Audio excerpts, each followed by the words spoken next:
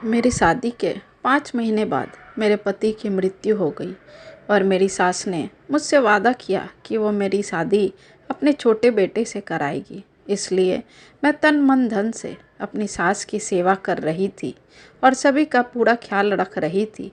पर 1 साल बाद जब देवर से शादी की बात आई तो उन्होंने साफ साफ मना कर दिया और मेरे देवर की शादी एक अपाहिज लड़की से करवा दी। उनके सुहागरात के दिन जब मैंने देवर के कमरे में झांका तो मेरे होश ही उड़ गए। मेरा नाम यामिनी है। मेरी शादी अभी 5 महीने पहले ही हुई थी और 5 महीने के बाद ही मैं एक विधवा बन गई। पति का सुख भोग भी नहीं पाई कि मेरे पति मुझसे छोड़कर इस दुनिया से चले गए। उनके जाने से मैं एकदम टूट गई। मेरा जीवन अंधकार में डूब गया। मेरे अंदर जीने की तमन्ना पूरी खत्म हो चुकी थी। मैं एक सीधी सादी लड़की हूँ जिसे सिर्फ पति परिवार का प्यार चाहिए था, पर शायद मेरी किस्मत में पति का सुख ही नहीं लिखा था। इसलिए नियति ने मेरे साथ ऐसा मजाक किया था। पति की मौत के बाद मैं अक्सर उदास रहने लगी और खामोश रहने लगी, जिसे देखकर मेरी सास को बहुत बुरा लगता था। वो मुझे बहुत प्यार करती थी, मेरा पूरा ख्याल रखती थी। मैं भी बदले में उन्हें अपनी माँ से बढ़कर उनका ख्याल रखती थी। मेरे पति के मरने के 10 महीने बाद मेरे घर वाले मुझे लेने मेरे ससुराल आए और मेरी सास से मुझे वापस ले जाने की गुजारिश करने लगे, पर मेरी सास ने साफ इनकार कर दिया, ये कहकर कि अब आपकी बेटी मेरे घर की बहू है और वो मेरी जिम्मेदारी है, इसलिए मेरी बहू यहीं अपने घर में रहेगी। मेरी सास की बात सुनकर मेरे माता पिता भी उनकी बातों से सहमत हुए और वे लोग मुझे बिना लिए वापस अपने घर लौट गए। उसके बाद मैं अक्सर उदास रहने लगी। मेरी उदासी और तन्हाई देखकर मेरी सास ने एक दिन मुझसे कहा, यामिनी बेटा, मैं चाहती हूँ तू हमेशा हमेशा के लिए इसी घर में रहे और इस घर को छोड़कर तू कहीं नहीं जाए। इसलिए मैंने सोचा है तुम्हारी शादी अपने छोटे बेटे से करा दूँ, ताकि तेरी सूनी ज़िंदगी में फिर से खुशियों के रंग भर जाए। तो तेरी क्या राय है? मैं सास की बात सुनकर ज़्यादा कुछ नहीं कह पाई, सिर्फ सिर हिल झुकाकर अपनी हामी भर दी। वैसे तो ये सुनकर मैं बहुत खुश हुई, क्योंकि कहीं न कहीं देवर जी मुझे भी बहुत पसंद करते थे और शायद वो भी मुझे पसंद करते थे, ऐसा उनकी बातों से लगता था। वैसे वो मेरे पति से ज़्यादा सुंदर और हैंडसम थे और विदेश में रहकर अपनी पढ़ाई पूरी कर रहे थे। मैं शादी की बात सुनकर अपने सास की और सेवा करने लगी। उन्हें हमेशा खुश रखने के लिए उनके मन मुताबिक काम करने लगी, ताकि हंसी खुशी हमारी आगे की ज़िंदगी कट सके।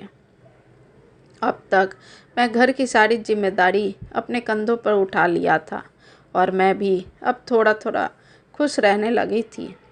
इसी बीच देवर जी भी कुछ दिनों के लिए अपने देश आए हुए थे।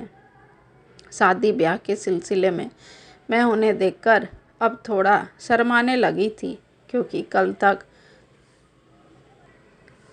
वो मेरा देवर था, पति का भाई, पर अब वो मेरा जीवन साथी बनने जा रहा था। वो भी मुझे झूठी नज़रों से देखा करते थे। अब तक मेरे मन में फिर से प्यार के फूल खिलने लगे थे कि एक दिन अचानक मेरी सास ने इस शादी से इनकार कर दिया। मुझे कुछ समझ नहीं आ रहा था कि अचानक ऐसा क्या हुआ जो मेरी सास शादी से इनकार कर दिया और एक ऐसी लड़की से शादी करने का फैसला सुनाया, जिसे सुनकर मुझे बहुत आश्चर्य हुआ। आखिर ऐसी कौन सी खास वजह थी जिससे सास ने एक गरीब अपाहिज लड़की से देवर की शादी करवाने के लिए राजी हो गई। आज फिर से एक बार मेरा दिल टूटा था और उस भ्रम में जिसमें मैं जी रही थी, मैं ये सुनकर उस समय तो कुछ बोल नहीं पाई, पर एक दिन मुझे रहा नहीं गया और मैंने अपनी सास से कहा, माँ जी, आपने ऐसा क्यों किया? कल तक तो आप मुझसे देवर जी की शादी करवा रही थी और आज अचानक आप अपने वादे से मुकर गई। अगर ऐसा ही करना था तो आपने मेरे मन में फिर से वो ख्वाब क्यों दिखाए जिसे एक दिन ऐसे टूटना ही था। मैं जी लेती अपनी ज़िंदगी यूं ही तन्हा अकेले। ऐसा कहकर मैं रोने लगी क्योंकि आज मेरा दिल बस रोना चाहता था।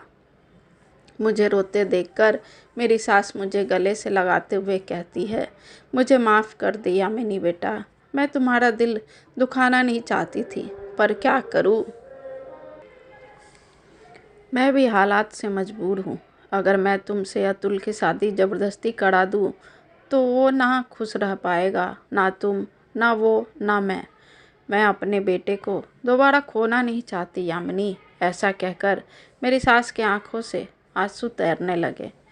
मुझे भी उन्हें देखकर काफ़ी दुख हो रहा था क्योंकि इससे पहले मैंने कभी उन्हें ऐसा बेबस नहीं देखा था। इसलिए मैं उनसे सारी बात बताने को बोली। फिर जो मेरी सास ने बताया उसे सुनकर मैं तो सन्न रह गई।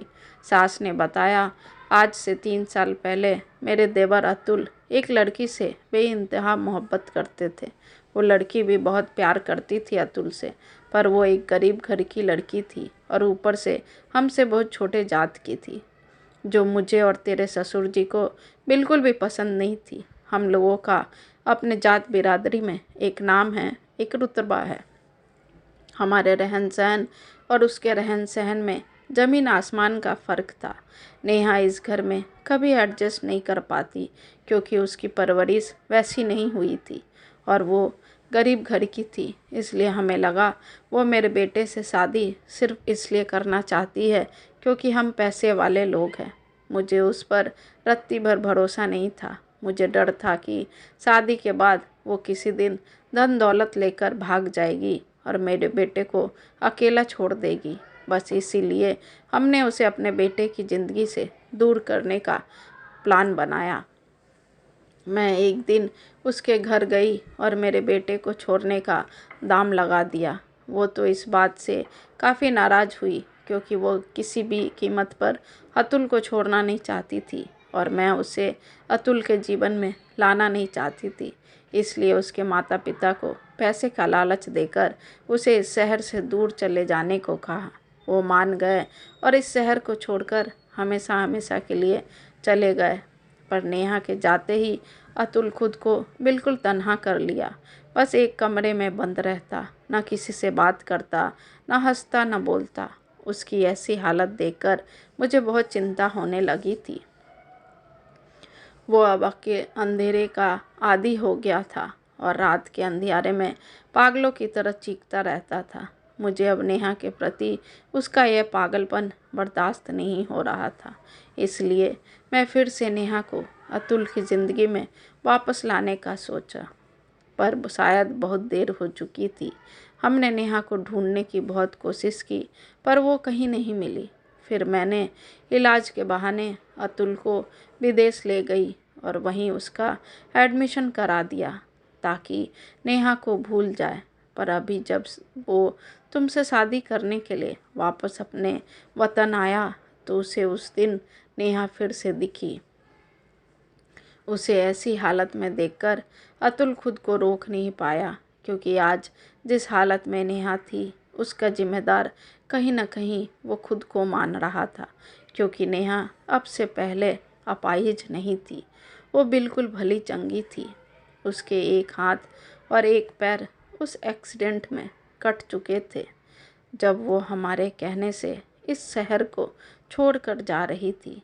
उसे दोबारा पाकर अतुल बहुत खुश है और मैं नहीं चाहती कि मेरे बेटे के जीवन में फिर से कोई ग्रहण लगे क्योंकि काफ़ी मुश्किलों के बाद अतुल अपनी पुरानी ज़िंदगी में लौट पाया है। बस इसलिए मैं अपने बेटे को दोबारा नहीं खोना चाहती। एक बेटा तो मैं पहले ही खो चुकी हूँ, अब दूसरे को खोने की ताकत इस बूढ़ी हड्डी में नहीं है। इसलिए मुझे माफ़ कर दे यामिनी बेटा और अपने पापों का प्रायश्चित करने दे। मैं वादा करती हूँ तुम्हारे जीवन में कभी कोई तकलीफ़ आने नहीं दूंगी और हमेशा इस घर की बेटी बनकर रहोगी तुम। इतना सब सुनने के बाद मेरी भी आंखें झलक उठी और मैं मुस्कुराते हुए अपनी सासू माँ के गले लग गई।